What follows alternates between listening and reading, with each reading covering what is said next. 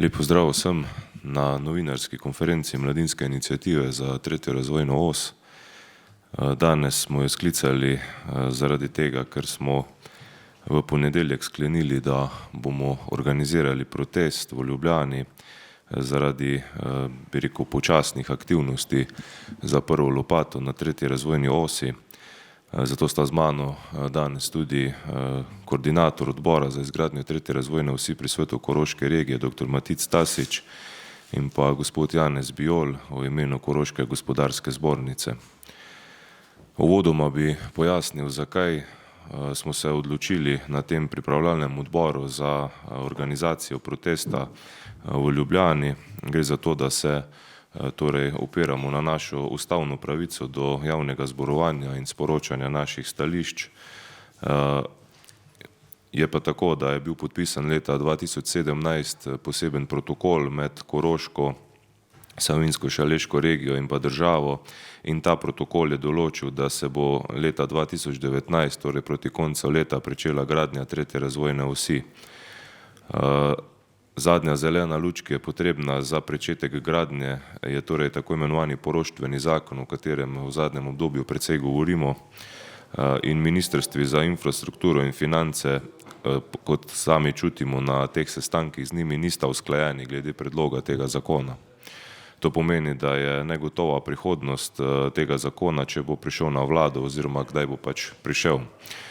Zakon bi naj vložilo Ministrstvo za infrastrukturo, vendar nimamo podatka, kdaj bi naj šel na obravnavanje na vlado in potem seveda naprej v državni zbor, kjer mora biti dokončno sprejet.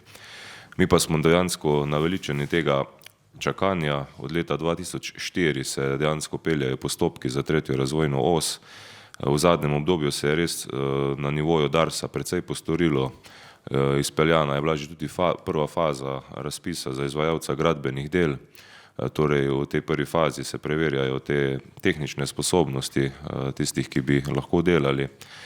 Drugo fazo pa Dars ne bo izvedel, dokler ne bo stabilne finančne konstrukcije, za katero pa mora poskrbeti država, torej Vlada Republike Slovenije. In zaradi tega smo se torej mi odločili, da organiziramo protest pred stavbo Vlade Republike Slovenije, in sicer v četrtek 17. oktobra ob 10. uri, ko bo potekala tudi seja vlade. Ta protest je legitimna koroška zahteva in je predvsem koroški, nima političnih ali kakšnih drugih ozadij. Gre za našo ustavno pravico Korošcev, da zahtevamo enake možnosti, torej pričetek gradnje tretje razvojne osi, in dejansko zahtevamo, da se uresniči to, kar nam je država sama obljubila. In ni naperjen proti posameznikom, ampak proti državnim institucijam, torej proti vladi, ki je odgovorna za to, da se torej te enake možnosti realizirajo, da se ta gradnja tretje razvojne osi, tako kot smo se dolga leta dogovarjali, letos vendarle prične. Torej, kot sem že povedal, 17. oktobra ob 10. v Ljubljani na Gregorčičevi ulici bo potekal protest, in sicer kasneje bom potem pojasnil tudi logistiko za udeležbo na tem protestu. Predlagam pa, da najprej še dam besedo gospodu Tasiču in pa gospodu Bijolu, ki bosta pojasnila, zakaj se torej koroške občine pridružujejo temu protestu in pa koroško gospodarstvo. Pa bi prosil najprej kar gospoda Tasiča. Hvala za besedo, lep pozdrav. Normalno, da se pridružujemo vsaki aktivnosti, ki ima za cilj skrajšanje postopkov in hitrejše sprejemanje določenih dokumentov, ki so potrebni za to, da bomo letos konec leta začeli fizično z izgradnjo tretje razvojne osi, vsaj na odseku, ki je prioritetno peljan, na odseku Gaberke, kjer so stvari pripravljene tako daleč, da je Dars, kot je bilo že rečeno, pripravil že razpis, in računamo, da lahko fizično začnemo z izgradnjo tretje razvojne osi konec letošnjega leta. V našem interesu je, da usmerimo ost tega protesta proti tistim, ki na nek način poskušajo z raznimi manevri zavlačevati sprejem tega poroštvenega zakona. Namreč mi smatramo, da stvari, ki morajo biti narejene na vladi, morajo biti narejene na vladi. Ne moramo biti mi nek umestni člen med posameznimi ministrstvi pri taki zgodbi, kot je poroštveni zakon za izgradnjo tretje razvojne osi, ki je nacionalni projekt, državni projekt, številka 1, 2, drugi tir, tretja razvojna os. Tako ima tudi koalicija zapisano v svojih koalicijskih dokumentih. Gre za vladni projekt in računamo in seveda na tem protestu dajemo podporo tistim, ki poskušajo hitreje stvari peljati, hkrati pa os usmerjamo proti tistim, ki poskušajo pač na nek način zaradi takih ali drugačnih razlogov si imati preveč časa za to, da se usklajuje dokument tako, kot je. Mi seveda upamo in smo pripričani, da bo znotraj ministrstev, da bo predsednik vlade ali državni sekretar, ki je za to državni sekretar, da usklajuje delo med ministrstvi in da bo svojo nalogo upravili čim prej. Mi imamo naslednji petek, danes teden v Ljubljani, sestanek koordinacije za izgradnjo tretje razvojne osi in upam in želim, da bo rok, kdaj bo ta usklajen dokument na vladi in dan v parlament, da bodo ti roki že znani, namreč mi smo zdaj oktobra. Če želimo, da bo sprejet poroštveni zakon na naslednji seji parlamenta, mora biti zadeve hitro vložene in hitro opravljene. Občutek imamo po vseh teh sestankih, da je premajhna usklajenost med samimi sestavnimi deli vlade Republike Slovenije. Vlada je ena, ki skrbi za enovit in celovit razvoj države Republike Slovenije in tretja razvojna os je eden izmed ključnih projektov, ki so potrebni za enakomernejši razvoj države kot celote. In zato seveda bomo sodelovali na tem shodu, protestu pred vlado Republike Slovenije. Mogoče bomo ugotovili, da jih bomo podprli, že da bo znan že rok in sprejetje tega poroštvenega zakona. Mogoče jih bomo lahko celo pohvalili na tem protestnem zboru v Ljubljani. Jaz upam v to in želim, da bi zadeve tekle tako, kot smo se dogovorili. Seveda protest je čist legitimen za nas, ki tako dolgo čakamo in toliko delamo že. Mi bi želeli seveda, da bi stvari šle še bolj celovito naprej, ampak glede na to, na pripombe posameznih ministrstv ali posameznega ministrstva, se bomo morali, da bomo prišli z tretjo razvojno osjo fizično do Holmca, še naslednjih 10 let zgleda fejst in močno boriti, kdorkoli izmed nas bo prisoten pri tem. Žalostno je, da smo prišli po vseh teh letih usklajanja, po ne vem kolikih sestankih, te koordinacije, a ne, Matico, na 2 meseca približno. Praktično na zadnji koordinaciji je bil prisoten predstavnik tudi finančnega ministrstva, ki je zadeve spet pojasnil z nekega drugega zornega kota, kar bi pričakovali, da bi to povedali že leta 2017, ko so podpisali protokol z Koroškim oziroma z gospodarstvom te regije, z civilno iniciativo in z občinami.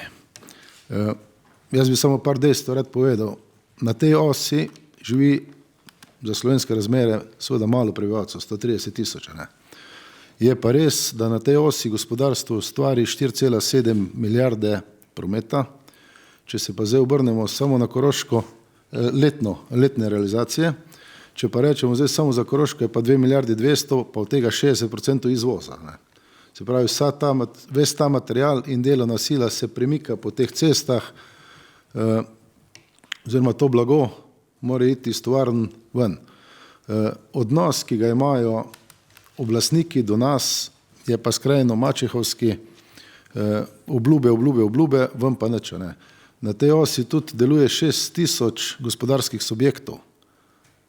6 tisoč, kar ni zanemarljiva stvar. Od tega je recimo samo na Koroškem 1256 gospodarskih družb, pa 1891 malih podjetnikov. In če to ni nek argument, da rabimo to cesto, pol jaz ne vem več, kaj je ta argument. Zdaj gospodarstvo se bo odzvalo, koliko se bo pač lahko, ne. Mi ne moramo zdaj iz firm dati ne vem koliko ljudi pa avtobuse, da bojo se v Ljubljano pelali, ker moramo delati, ustvarjati dodano vrednost, da pa lahko tudi davke te države plačujemo, iz katerih se bi ta cesta mogla zgraditi. Tako da še enkrat apeliram na gospe in gospode v Ljubljani, da naj nam prisluhnejo, da naj končno sprejmejo ta poroštveni zakon, ki je osnova za to, da se lahko v mesecu novembru, decembru zasadi prva lopata na območju Gaberg pri Velenju, kjer je Dars že odkupil vsa zemljišča in dejansko samo čakajo na ta zakon, da bi lahko začeli z izgradnjo tretje razvojne osi na severnem delu. Bi samo k obema sogovornikoma dodal dejansko, rečemo po domače, da je pokrovalko nam vrglo dol, ne. Vse te obljube pa poslušati, kako delajo. Jaz mislim, da rezultati so merljivi samo takrat, ko dejansko vidiš neke dokaze, torej ko je v uradnem listu objavljen ta zakon, da je bil sprejet. To je za mene neka obljuba realizirana strani politike, torej da vidiš, da koalicija dela, da vlada dela, da državni zbor dela. In besede nekaterih poslancev, ki nas prepričujejo, da vlada dela, me žal ne prepričajo več. 6. leto sem v borbi za tretjo razvojno os in poznam, kako deluje slovenska politika, ko govori, da dela. In prepričajo nas lahko samo z dejanji. Torej, rezultat bo merljiv, ko bo v uradnem listu zapisano, da je bil sprejet tako imenovani zakon o poroštvu. Takrat bo vlada dejansko nekaj naredila oziroma koalicija. Je pa tudi tretja razvojna os sestavni del njihove koalicijske pogodbe. Tako da nismo si mi izmislili teh njihovih obljub, ampak so jih oni sami podajali. Zdaj pa je čas, torej, da jih realizirajo. Tehnične podrobnosti za organizacijo tega protesta, torej 17. oktober ob 10. odhodi avtobusov iz Koroške bodo ob 7. uri. Avtobuse bodo organizirale koroške občine, določeni so koordinatorji na nivoju občin, ki koordinirajo torej ljudi, da se bodo zbrali na teh avtobusih tudi preko nevladnih organizacij in pa posameznikov, ki se bodo torej prostovoljno priključili, in pa seveda tudi tisti iz strani gospodarstva in obrtnikov, ki bodo sodelovali pri tem protestu. Dogovorjeno imamo torej na Prevaljah en avtobus, koordinator je podžupan Boštjan Gorenšek, Ravne na Koroškem 2 avtobusa, koordinatorica je Janja Širnik, odnosi z javnostjo občine Ravne, Dravograd podžupan Anton Preksavec za 1 avtobus, Slovenj Gradec podžupan dr. Peter Pungartnik za 2 avtobusa in pa Mislinja podžupan Jaka Šilak za 1 avtobus. Zaenkrat je to naš cilj, da to napolnimo. Torej vsi tisti iz krajev, torej teh, ki sem jih prebral, a lahko tudi iz drugih, se lahko obrnejo na enega od teh koordinatorjev, kjer si pridobijo točne informacije o odhodu avtobusov, koliko je še prostorov. Seveda, če bo interesa več, bomo z veseljem zagotovili še kakšen dodaten avtobus. Potem je pa spet tista druga koroška javnost, ki vsak dan hodimo v Ljubljano po kruh, tisti pa bomo seveda lahko prišli iz tistih krajev na ta protest, tako da verjamem, da bo še iz tiste smeri nekaj udeležbe. Hkrati tudi pozivam vse študente, ki bodo oktobra šli v Ljubljano, da se pridružijo temu protestu, kajti predvsem za nas mlade je pomemben ta protest, za prihodnost mladih Korošcev se gre. Mi bomo živeli, ustvarjali v naši regiji in seveda je to pomemben projekt za našo prihodnost, ali bomo lahko preprečili beg možganov. Tako da slogan protesta je pa seveda že poznan, torej hočemo prvo lopato, jasno in glasno vemo, kaj zahtevamo, in jaz upam, da bo ta naš protest zganil tiste, ki so pristojni za to, da nekaj naredijo, da se bo ta projekt pričel graditi, kajti ne dovolimo več, da nas pošiljajo od Poncija do Pilata, da bomo prosili pri enem ministru, pri drugem ministru, ampak dejansko je vlada plačana za to iz javnih financ, kot radi poudarjajo, stabilnost javnih financ iz našega davkoplačevalskega denarja in ima pristojnosti za to, da dela za blaginjo celotne države. 14. člen Ustave Republike Slovenije govori o pravici do enakih možnosti in pozivamo vlado torej, da to uresniči tudi svoje obljube in da prične z vsemi postopki, da sprejme ta zakon, da bo Dars letos lahko pričel z gradnjo. Hvala vam za ta del, pa hočemo prvo lopato in vas vabimo, da se tudi vi udeležite tega protesta.